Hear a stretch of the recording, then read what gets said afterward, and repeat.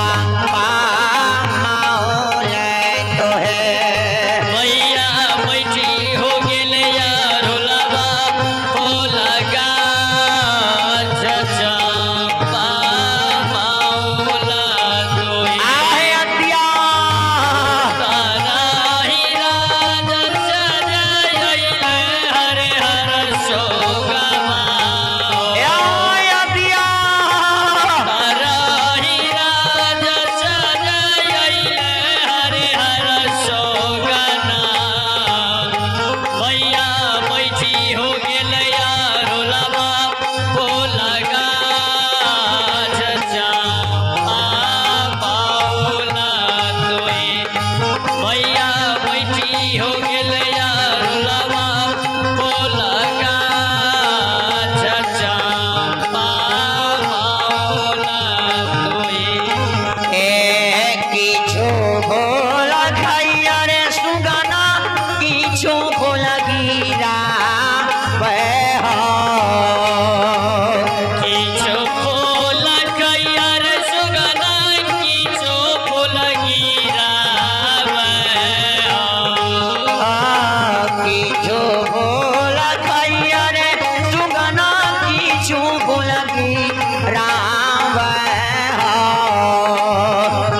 किछु फूल कैयर सुगना किछु फूल गिरावे अरे भैया ठारे रे पाती तोरी कर बर्बाद चंपा माहौले कहे मैया करे हो माती तोरी कर बर्बाद चंपा माओला तोहे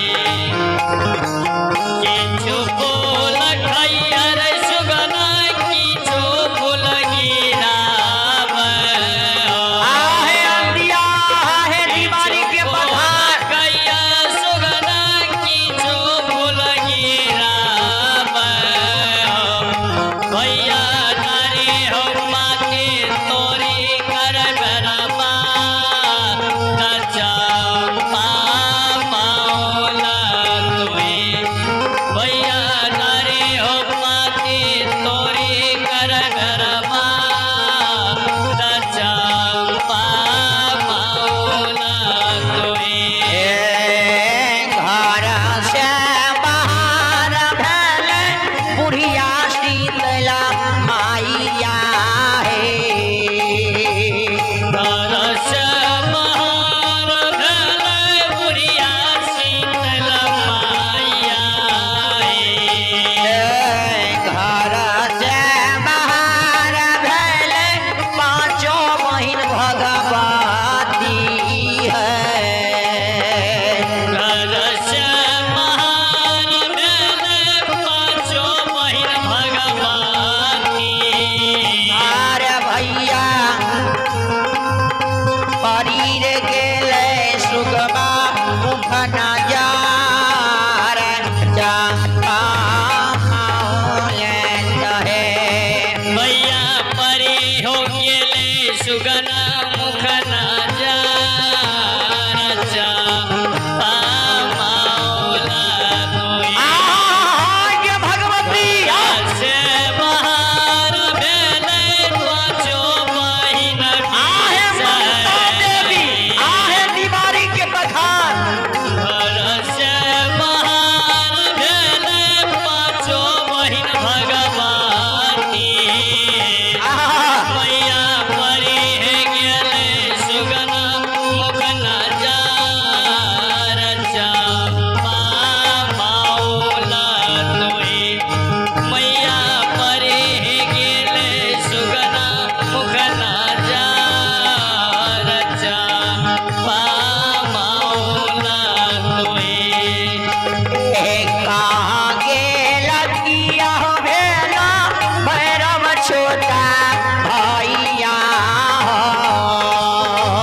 कहाँ गेल किया हो गेल भैरव छोट भैया हमारे फेसबुक पेज में दीपक कुमार यादव जी जुड़े हैं। बहुत बहुत धन्यवाद आपको जुड़ने के लिए। और जितने भी हमारे फेसबुक मित्र हैं सभी से आग्रह है, फेसबुक और यूट्यूब हमारे एक साथ लाइव हैं। हमारे फेसबुक और यूट्यूब पर लाइव होकर हमारे कार्यक्रम को देखें और सुने। दिलखुश परियार जी हमारे लाइव कार्यक्रम में जुड़े, आपको तहे दिल से धन्यवाद है।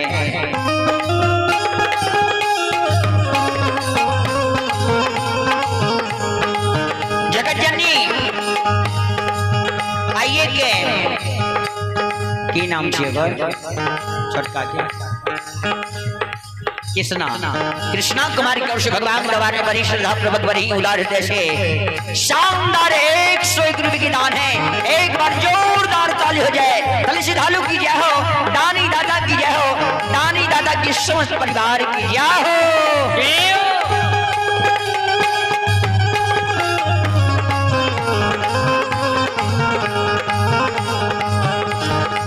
घर से बाहर भेल बिछड़ शीतल माइया है। घर से बाहर भेल बिछड़ पाछो माई नहीं। घर से बाहर भेल पांचों बहिन भगवती है। घर से बाहर भेल पाछो बहिन भगवती। आर भैया परी रे गेले सुखबा मुख ना जार चंपा माहौल है। भैया परी हो गेले सुगन मुखना जा रचा माओला तोही। घर से बाहर भेल पाछो बहिन भगवती। आहे अम्बिया घर से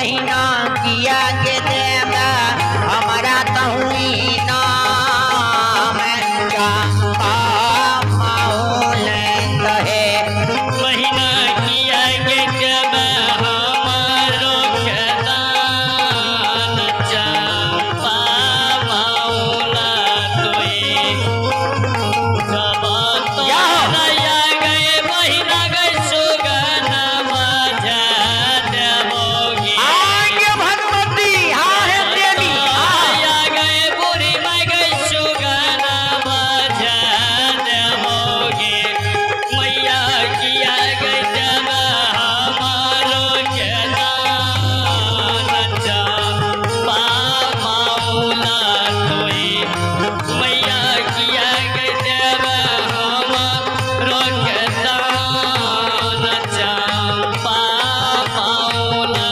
तोए जब बताऊं या हो भैया सुगाना बाधा देवो जब बताऊं या हो आइए भगवती, आइए महारानी। बाजा जब बताऊं या हो दुलारा सुगाना बाधा देवो जब बताऊं या हो भैरव सुगन बाजा अरे भैया छोट की नदिया देवदान चंपा माहौल कहे भैया छोटा की नदिया के बतान चंपा मौला तोए जाहो जाहो तारया हो भैरव सुगन मजा देवा हो आहे भगवती यहाँ दीवारी के पठान सुगन मजा देवा आहे मनसा देवी यहाँ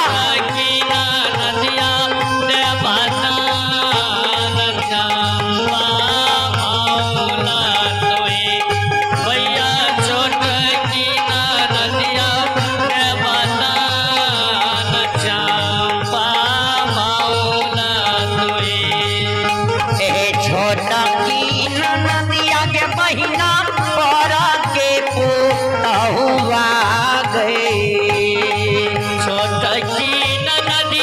बूढ़ी मैं गए मारा के पोता हुआ ये छोटा की नदिया के महीना बारा के हुआ गए छोटकी नदिया गए बहिना गए मारा के पोता हुआ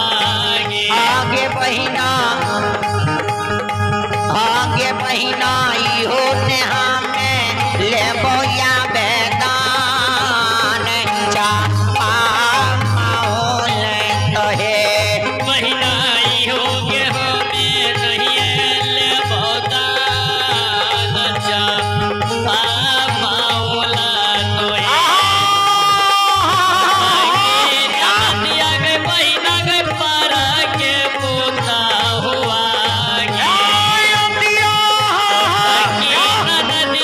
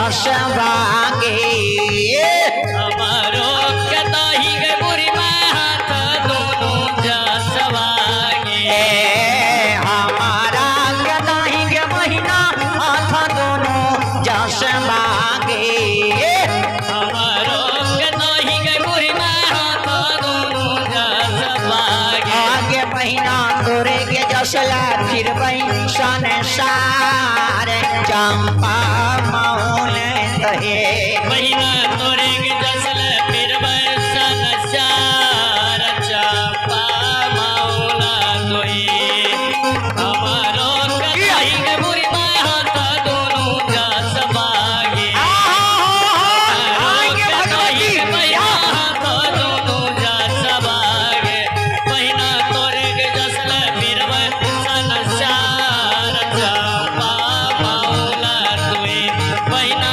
तोरे के जसल फिर बरसन चार चंपा मौला बोली बोली माता भगवती महारानी की आइए भगवान के बारे में अब है चुन चुन यादव की ओर से भगवान के बारे में शानदार फोन के द्वारा शानदार है 151 रुपए की दान है। एक बार जोरदार ताली हो जाए। चलिए श्रद्धालु की जय हो, दानी दादा की जय हो, दानी दादा की समस्त परिवार की जय हो, दान श्रद्धालु की पूजनीय माता पिता की जय हो।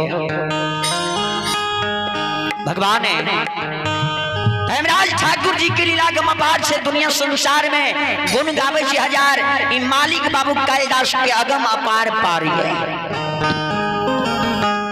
जकरा पर धर्मराज बाबा के कृपा भैया वकरा भगवान भवसागर से पार क्या दैया।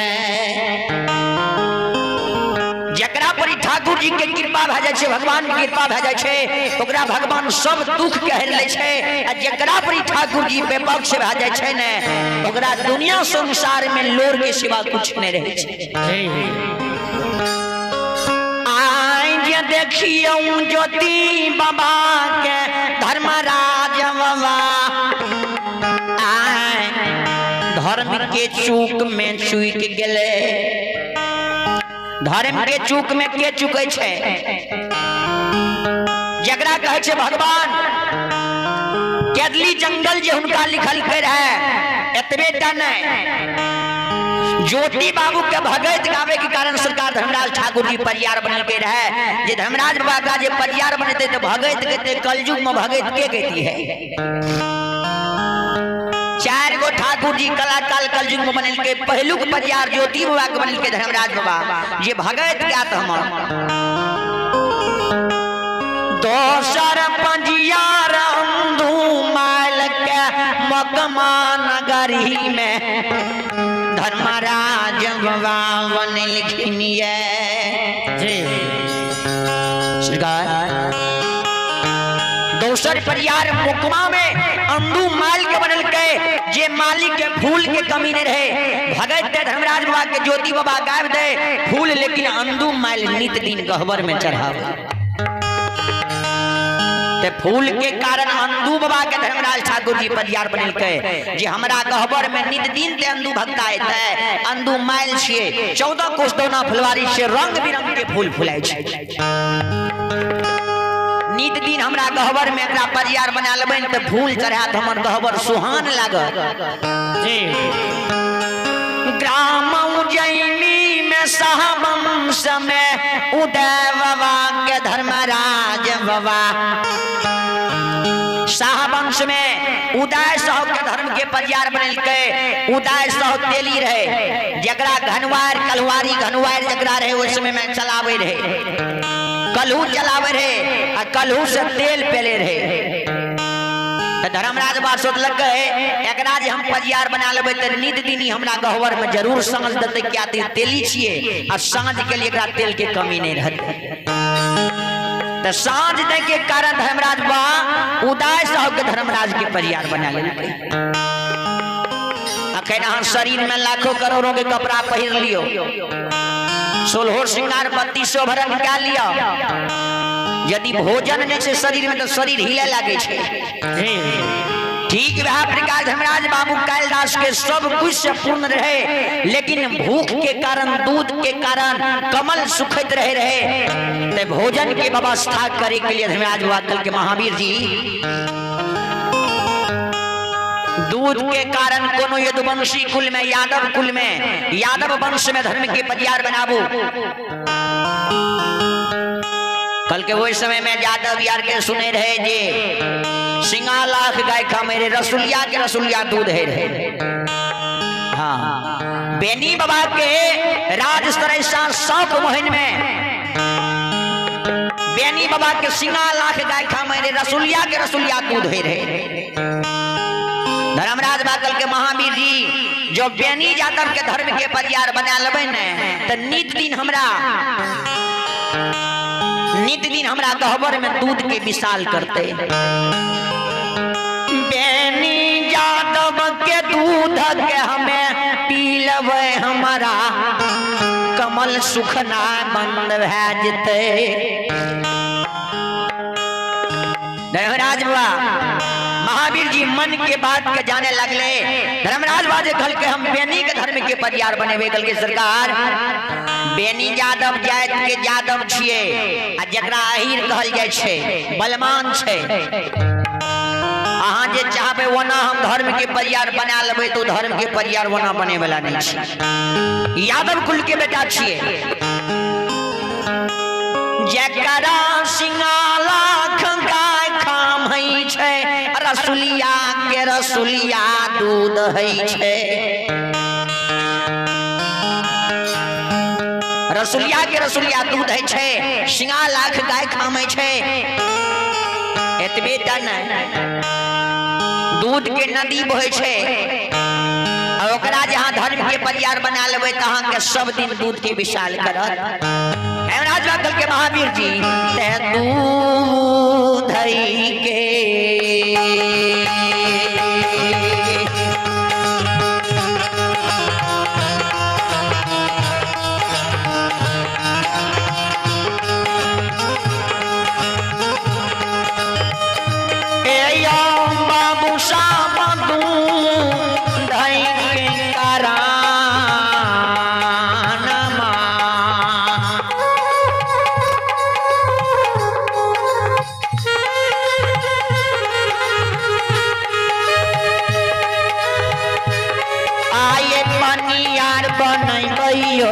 महावीर जी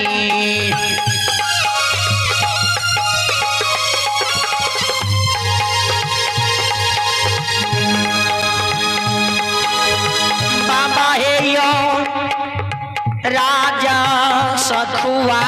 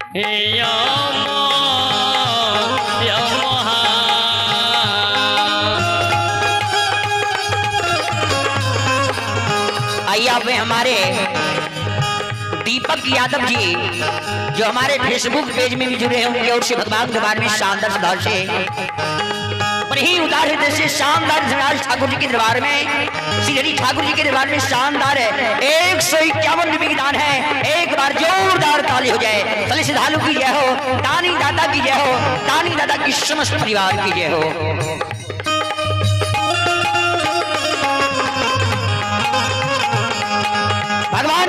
और आइए भगवान के दरबार में आप हैं आदित्य कुमार है, जी आप हैं आदित्य कुमार की ओर से भगवान के दरबार में शानदार है 201 रुपए की दान है। एक बार जोरदार ताली हो जाए, ताली सिधालू की जय हो, दानी दादा की जय हो, दानी दादा की समस्त परिवार की जय हो। जी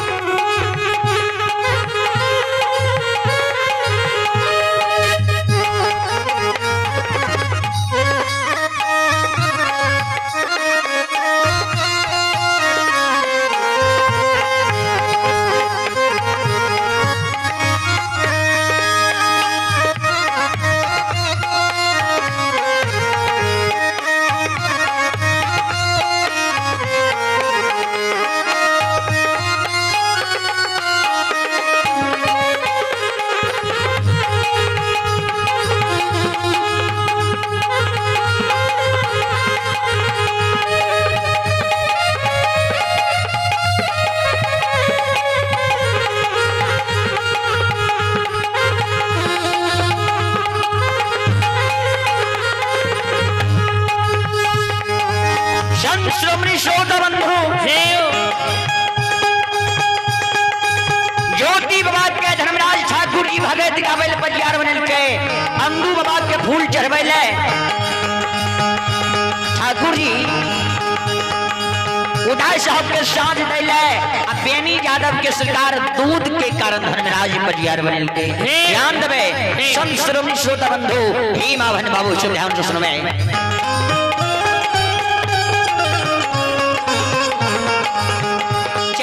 परिवार भेले ठाकुर जी के